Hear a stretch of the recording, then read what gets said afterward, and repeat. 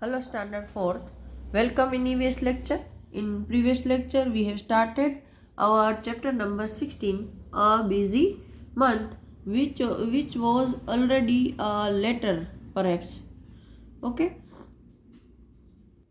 and it was written by Gijubhai Badheka, who lived in Bhavnagar's Bal Mandir school, and he was a very good teacher. Actually he was a lawyer, but to teach his son he has started to uh, teach students, and then he become a very good teacher. So this is a letter written by Gijubhai Badeka, and to acknowledge children about the different types of bird around them. And we have learned about the some birds over here in our last lecture. Now today we are going to start from here, the sunbird. Okay, so I'm going to start from here. The sunbird make a nest that hang from the branch of a small tree or a bush. मतलब जो sunbird है, यहाँ पर ये sunbird का picture है और ये उसका घोंसला है. तो सनबर्ड छोटा सा बर्ड होता है जो कि उसका घोंसला लटकता हुआ होता है. जो कोई भी छोटे से प्लांट की ब्रांच है या कोई बस मतलब झाड़ीदार, जैसे ये छोटे छोटे बुश होते हैं ना, जैसे रोज़ है, मेहंदी है, ऐसे, तो उनमें वो अपना घोंसला बनाता है. The same evening we saw a sunbird's nest. Can you guess what its nest is made of. तो गिजूभाई बोल रहे हैं कि उसी शाम को हमने सनबर्ड का घोंसला देखा. आप इमेजिन कर सकते हो कि सनबर्ड का घोंसला किन किन चीज़ों से बना हुआ होगा. The nest has hair, grass, thin twigs, dry leaves, cotton wool, bits of tree barks, pieces of cloths rags and even spiders cobweb. मतलब उसका घोंसले में बहुत सारी वेराइटी है. देखो, उसमें बाल है, ग्रास है, पतली पतली डालियाँ हैं, सूखे हुए पत्ते हैं, कॉटन और वूल है, ट्री की जो लकड़ियाँ होती है वो है, फिर कपड़ों के टुकड़े हैं, और इवन स्पाइडर का वेब जो होता है उसके भी पीसीस हैं. When I looked through the binocular, I could see a chick in the nest. गिजूभाई ने जब अपने बायनोक्यूलर से देखा तो उन्हें उसमें एक छोटा सा बच्चा भी दिखाई दिया. It was sitting near the small opening in the nest. जो उसके घोंसले में छोटा सा अंदर जाने का दरवाज़ा या ओपनिंग होता है, वहाँ पर वो बैठा हुआ था. It was waiting for its mother to bring some food. What else can it do, just eat and sleep.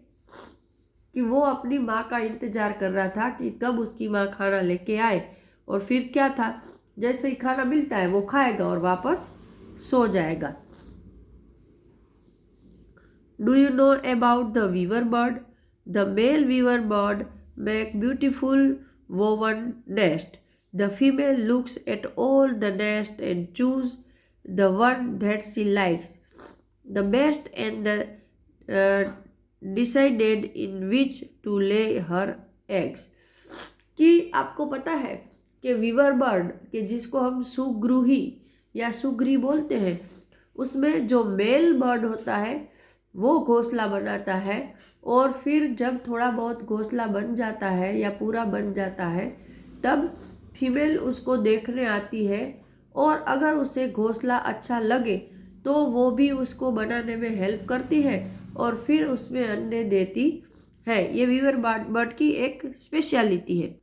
So this is the nest of a weaver bird. वो बहुत ही अच्छे से वीवर बर्ड अपना घोंसला बनाते हैं ताकि बच्चे गिरे भी नहीं और उसको पूरा प्रोटेक्शन मिले. Now all the birds so busy this days making a nest and laying the eggs is only the first step. मतलब इन दिनों में सारे बर्ड्स बिजी हैं घोंसला, या तो घोंसला बनाने में है या तो फिर अंदर एग रखने में. वो उनका पहला स्टेप है. It is difficult task to raise the young ones in the nest which had been made with so much effort. कि भाई ये जो इतनी मेहनत से वो लोग अपना घोंसला बनाते हैं, तो उनमें बच्चों को बड़ा करना भी एक बहुत ही डिफिकल्ट काम है। Birds have many enemies. जो बर्ड होते हैं, पंछी होते हैं, उसके बहुत सारे दुश्मन हैं। Humans and other animals too. दूसरे जानवर के साथ हम इंसान भी उनके दुश्मन हैं। Cross and squirrels, cats and rates, all them wait for a chance to steal the eggs. Many times they even break the nest. देखो एनिमल में कौन कौन है, तो कि क्रो है, स्क्विरल है, कैट है, रेट है, और ये सारे हैं वो उसी तलाश में होते हैं कि कब उसको चांस मिले और वो उसके अंडे चुरा ले, और कभी कभी तो उसले घोंसले को भी वो लोग तोड़ देते हैं। To keep oneself safe from danger, to find food, make a nest, hatch the egg and raise the chicks safely. All these are tests for every bird. कि हर एक पंछी के लिए एक टेस्ट है, एक इम्तिहान है उनकी ज़िंदगी में। क्या इम्तिहान है, तो कि सबसे पहले तो घोंसला बनाना, कि सबसे पहले तो घोंसला बनाना है ना, फिर उसमें अंडे को सेफ रखना, फिर जब बच्चे बाहर निकल आए तो उसके लिए खाना तलाश करना, खुद के लिए खाना तलाश करना, और जब बच्चे थोड़े बड़े हो जाए तो उसको उड़ना सिखाना, और ऐसे एनिमीज से भी बचाना। तो ये सब बर्ड, हर एक बर्ड के लिए एक डिफ़िकल्ट परीक्षा जैसा है। And see how the bird still sing with joy and spread their wings and fly freely। देखो फिर भी ये क्या बोल रहे हैं कि इतनी तकलीफ़ें हैं, लेकिन फिर भी पंछी क्या करते हैं, फिर भी वो लोग गाना गाते हैं, खुश रहते हैं, और हर तरफ खुशियाँ फैलाते हैं। अपनी पंखें फैलाकर वो खुले आसमान में उड़ते रहते हैं। तो हमें ये बर्ड से सीखना चाहिए कि आप ऐसा पढ़ोगे ना तो भी आपको एक थ्रिल जैसा फील होगा कि क्या ये लोग हैं और क्या हम लोग हैं। छोटी छोटी बात में शिकायत करने बैठ जाते हैं, है ना। और ये लोग इतने छोटे होते हैं, इतने कमज़ोर, लेकिन फिर भी कभी शिकायत नहीं करते। वो गाते हैं, नाचते हैं, खुले आसमान में पंख फैलाकर उड़ते हैं। क्या मज़े की ज़िंदगी वो लोग जीते हैं। लेकिन डिफ़िकल्टी तो उनकी ज़िंदगी में भी है ही, है ना। So that is all for now. Salam, blessing from your गिज्जू भाई। तो गिज्जू भाई यहाँ पर अपना लेटर ख़त्म कर रहे हैं और सबको बोल रहे हैं कि मेरा सलाम, सबको आशीर्वाद, और आपका गिज्जू भाई। Now there are some question. How many years ago did गिज्जू भाई write this letter?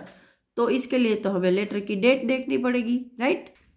So this is the date of this letter, 13 अप्रैल 1936।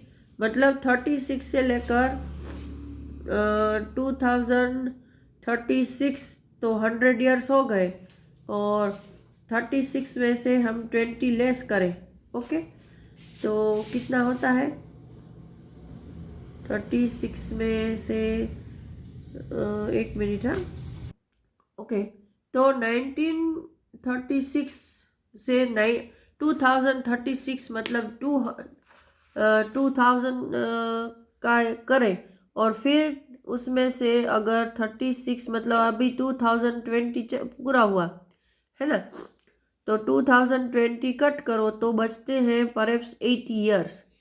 तो शायद 80 या 84 ईयर्स पहले की बात है ये, 80 या 84 ईयर्स। देखो कितने टाइम गुजर गए हैं, है ना। चलो now we are moving on our page, okay. So find out how old your grandfather and grandmother were at that time.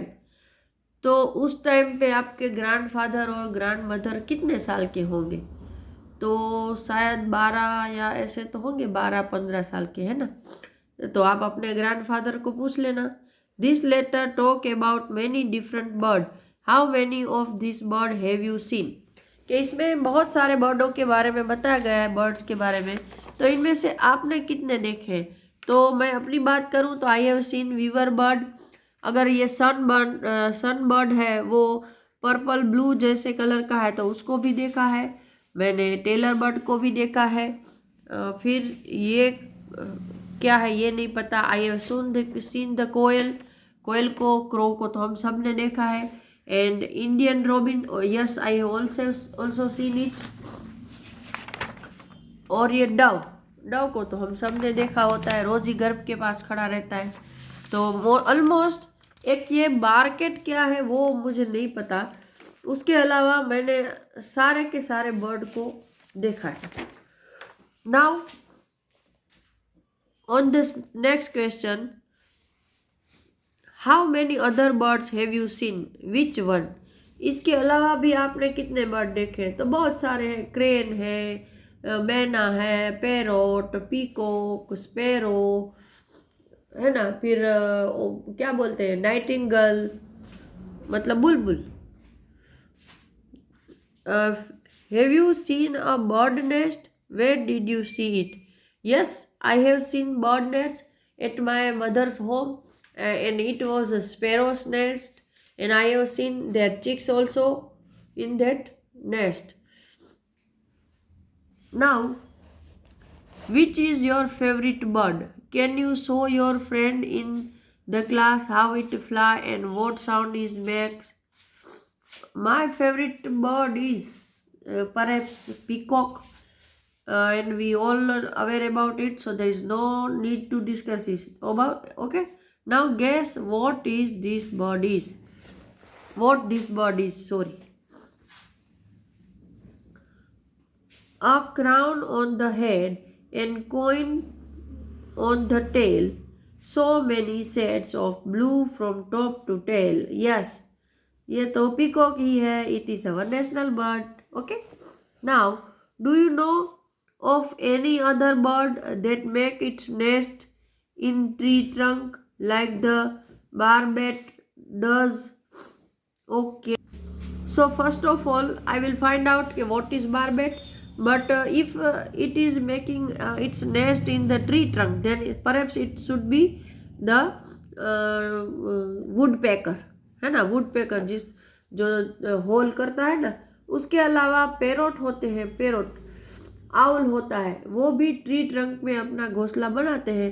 But जो अंदर से खोखला पेड़ हो, वो जल्दी से, और जहाँ पर होल हो उसी होल में वो अपना घोंसला बनाते हैं। If there is a nest inside or around your house, look carefully at it. Remember, do not go too near the nest and do not touch it. If you do, then the bird will not come to the nest again. तो अगर आपके घर के अंदर या आजू बाजू कहीं बर्ड का नेस्ट है तो उसको ज़रा अच्छे से ध्यान से देखो, और लेकिन उसको टच मत करना, क्योंकि अगर आप टच करोगे तो आपकी स्मेल है वो उस नेस्ट में चली जाएगी और फिर वो बर्ड कभी भी वहाँ नहीं आएगा। ये एक फैक्ट है। तो इसी के साथ मैं यहाँ अपना लेक्चर ख़त्म कर रही हूँ। अगले लेक्चर में वापस मिलेंगे। Till that time, goodbye everyone.